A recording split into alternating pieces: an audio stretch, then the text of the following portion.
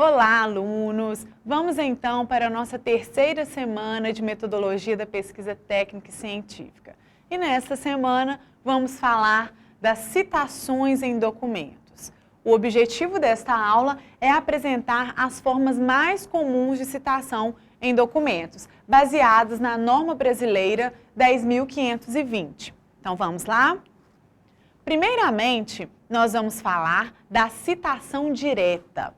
A citação direta consiste na transcrição exata das palavras do autor. É quando você, pesquisador, pega um parágrafo de um texto e transcreve para o seu trabalho nas mesmas palavras que o autor escreveu. Isto é uma citação direta. E como que ela deve ser feita? A citação direta, ela deve ser feita informando a página consultada do autor, ou seja, existem duas situações de citação direta. A citação direta com até 3 linhas e a citação direta acima de 3 linhas. Veremos adiante.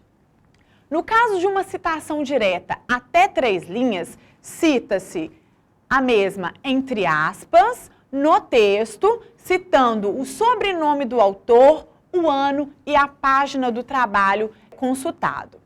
Vamos observar um exemplo de uma citação direta até 3 linhas no quadro.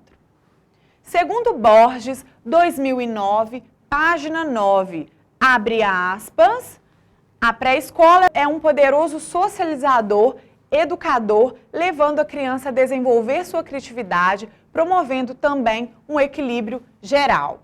Observem que foi uma citação com 3 linhas, então ela é feita no próprio texto, abrindo então aspas duplas. No caso de uma citação direta acima de 3 linhas, você então vai inserir um parágrafo distinto, ou seja, neste caso, vai existir um recuo de 4 centímetros na margem esquerda e a fonte vai ser tamanho 10 em espaçamento simples. Vamos observar um exemplo no quadro. Observem que aqui houve um recuo de 4 centímetros da margem esquerda. A citação ela está em espaçamento simples e tamanho 10. Então, observem que para a citação direta, até 3 linhas, você cita no texto com aspas duplas. No caso da citação direta acima de 3 linhas, não utiliza as aspas duplas, você cita em um parágrafo diferente, acrescentando um recuo de 4 centímetros da margem esquerda, com espaçamento simples e fonte tamanho 10. Ok, alunos? Além disso, existe a citação indireta. Ao contrário da citação direta, a citação indireta consiste na transcrição não literal das palavras do autor. É quando o pesquisador, ele escreve um parágrafo ou uma frase baseando-se em uma citação de um outro autor. Porém, ele escreve com as suas palavras. Então, ele já não está fazendo mais uma transcrição literal das palavras, ou da frase, ou dos trechos de um autor. Então, neste caso, não é necessário informar a página. Simplesmente, você faz a citação informando o sobrenome do autor e o ano. Vamos ver um exemplo no quadro? Toda ciência utiliza inúmeras técnicas na obtenção de seus propósitos, quaisquer que sejam os métodos ou procedimentos empregados. Então, o autor, ele escreveu com suas palavras a ideia de Marconi e Lakatos. Porém, ele vai citar, então, somente os sobrenomes do autor e o ano, ok? Além da citação direta e citação indireta, existe a citação de citação. A citação de citação é quando você vai, então, transcrever palavras textuais ou conceitos de um autor que foi mencionado por um segundo autor, ou seja, da fonte que está sendo consultada diretamente. É quando o pesquisador ele não tem acesso ao documento original. Então, ele vai citar uma citação que foi citada por um segundo autor. Ele não tem acesso àquele livro original, mas ele está tendo acesso, por exemplo, a um artigo que está citando aquele livro. Então, ele vai pegar essa citação do artigo, mas ele não teve acesso à verdadeira fonte, à fonte original. Então, isso é considerado uma citação de citação. Para fazer esse tipo de citação, você vai então apresentar a referência completa apenas do documento que você está consultando, apenas do documento que você está tendo acesso. E neste caso, você vai então informar o sobrenome do autor original, tá? Ou seja, aquele sobrenome que você não teve, aquele autor que você não teve o acesso, seguido da expressão apud, que significa do latim citado por, conforme, segundo. A partir disso, apud, você cita então o sobrenome dos autores ou do autor da obra consultada, ok? Atentem para a seguinte questão. A citação de citação, ela só deve ser usada na total impossibilidade de acesso ao documento original. Então, você só vai trabalhar com a citação de citação na total impossibilidade de acesso ao documento original. Ok, pessoal? Vamos observar um exemplo, então, de citação de citação. Freitas, 1988, apud Richardson, 1991, página 417. Observem que Freitas é o autor original dessa citação. Apud, citado por Richardson. Richardson foi quem citou Freitas, ou seja, eu tive acesso ao trabalho de Richardson, que citou Freitas. Então, observem que você coloca somente o sobrenome e o ano da obra que você não teve acesso, seguido da expressão apud, que é citado por, segundo, conforme as informações da obra que você está tendo acesso. Ou seja, uma citação direta, você está informando o autor, o ano e a página. Ok, pessoal? Agora que já aprendemos as citações diretas, indiretas e citação de citação, nós vamos ver algumas formas de apresentação. Bom, quando o sobrenome do autor, instituição responsável ou título estiver incluído na sentença, deverá aparecer em letras maiúsculas e minúsculas. Se não estiver incluído na sentença, o sobrenome será expresso em maiúsculas e entre parênteses no final da frase. Ok? Observamos um exemplo no quadro. Segundo D'Angelo e Fatini, 2005, página 40. Observem que aqui o sobrenome dos autores estão inclusos no texto. Então, você vai colocar somente a primeira letra do sobrenome em maiúscula. No segundo exemplo, toda a citação ela está no final da sentença. Então, coloca-se tudo entre parênteses e o sobrenome ele é todo em maiúscula, todo em caixa alta. Ok, pessoal? Além disso, existem as chamadas supressões. O que vem a ser as supressões? Tratam de omissões de palavras ou frases indicadas pelo uso de reticências entre colchetes. Ou seja, às vezes o pesquisador, ele pega um parágrafo extenso de um autor, mas o que lhe interessa, na verdade, são apenas as 3 primeiras linhas. E precisa do pesquisador citar todo o parágrafo completo? Não, ele pode trabalhar com o que nós chamamos de supressões, que são as omissões de frases ou palavras que são indicadas pelo uso de reticências entre colchetes. Vamos ver um exemplo? Observem, gerente é o preposto permanente encarregado de exercer a atividade econômica da empresa, dirigindo os negócios e os empregados ou trabalhadores sem vínculo empregatício. Observa que após vínculo empregatício, trabalhou-se com reticências entre colchetes. Isso indica que mais à frente existia mais citações, mais palavras, mas o que interessava ao autor era somente as 3 primeiras linhas. Isso é o que nós chamamos de supressões. Ok? E eu estou falando aqui sobre citação do sobrenome dos autores, né? Mas como fazer essa citação? Bem, existem trabalhos que têm apenas um autor. outros têm 2 autores, outro 3 e assim sucessivamente. E como citá-los? Bem, no caso de você pegar um trabalho que tem apenas um autor, ou seja, um único autor, você vai então citar o sobrenome desse único autor. Se for uma citação direta, acrescido do ano e página. Se for uma citação indireta, somente o nome do autor, o sobrenome do autor e o ano, ok? Porém, se essa citação for inclusa no texto conforme já falamos, somente a primeira letra maiúscula. Se estiver no final da sentença, conforme podemos observar no quadro, todo entre parênteses em caixa alta, ok? Na citação de 2 autores, você vai trabalhar citando o sobrenome dos autores no texto, separando-os pela conjunção e. E no caso de citá-los no final da sentença, você irá separá-los por ponto e vírgula. Vamos observar no exemplo? Observamos que no primeiro exemplo, os sobrenomes dos autores estão no texto. Então, eles estão separados pela conjunção e. No caso do sobrenome dos autores estiverem no final da sentença, eles estão separados por ponto e vírgula. E no caso de 3 autores, como vamos citar? A regra é a mesma para a citação de 2 autores.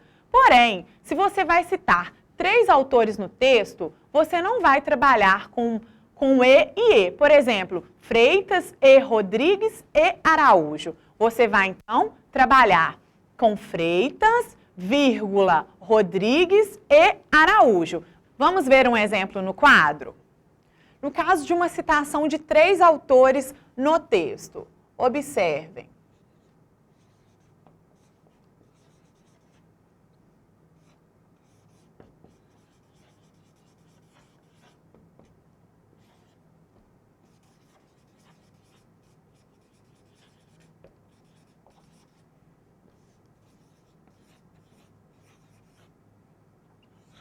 Observem que Freitas, vírgula, Araújo e Rodrigues. Ou seja, você não vai repetir E e E. Você vai trabalhar com Freitas, vírgula, Araújo e Rodrigues.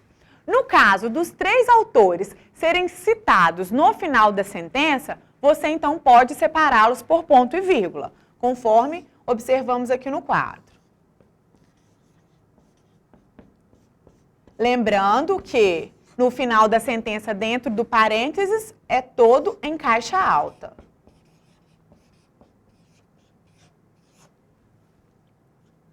Ponto e vírgula.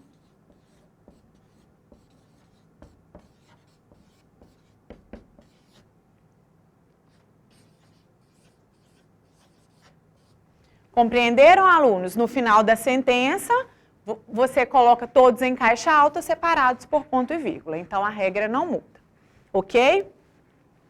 E no caso de citação com mais de 3 autores?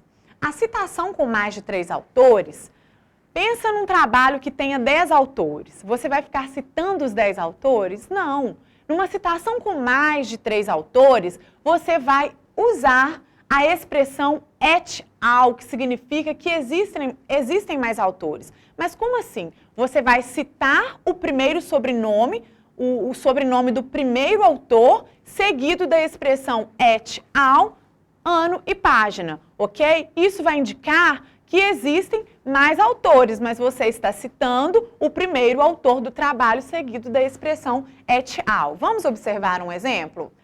Observe neste exemplo aqui que no final da sentença está o sobrenome do autor, seguido da expressão et al, ano e página. Isso significa o quê? Que este trabalho consultado tinha mais de 3 autores. Então, eu citei o primeiro sobrenome do autor, o sobrenome do primeiro autor, seguido da expressão et al, ok?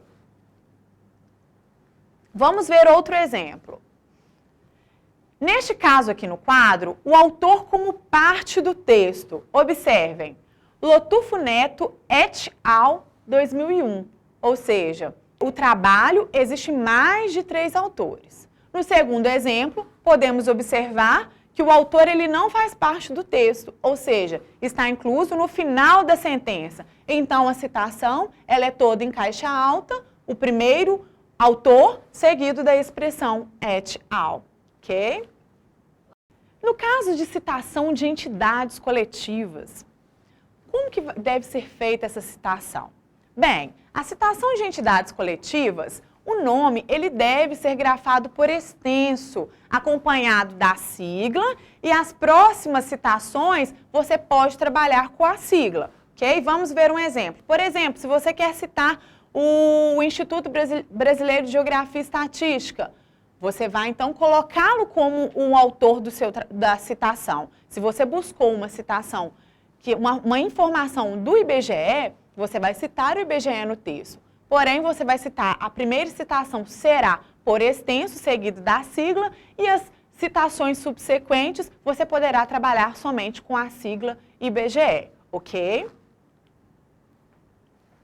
E se acontecer de vocês pegarem um arquivo sem autoria, mas às vezes é um arquivo importante que irá contribuir para o seu trabalho? Você pode citar, fazendo da seguinte maneira: você vai indicar a citação com a primeira palavra do título em maiúscula, seguida de reticências. Vamos ver um exemplo? As IES implementaram mecanismos democráticos, legítimos e transparentes de avaliação sistemática das suas atividades, levando em conta seus objetivos institucionais e seus compromissos para com a sociedade. Observem que a citação entre parênteses está anteprojeto, todo em maiúscula, seguido de reticências. Ou seja, o pesquisador consultou esse documento, ele não tinha um autor mencionado. Então, ele citou a primeira palavra do título, que foi anteprojeto, em caixa alta, seguido de reticências. Ok, pessoal? Nós vamos ver agora que é possível trabalhar com notas de rodapé. O que são notas de rodapé? As notas de rodapé são indicações, observações ou adiantamentos de textos elaborados pelo autor. E essas notas de rodapé, elas podem ser notas explicativas e notas de referência. No caso de notas explicativas, são aquelas notas que vão prestar esclarecimentos ou fazer comentários sobre o texto, diferentemente das notas de referência, que vão indicar, que vão apresentar a indicação das fontes de citações que foram feitas no trabalho, ok?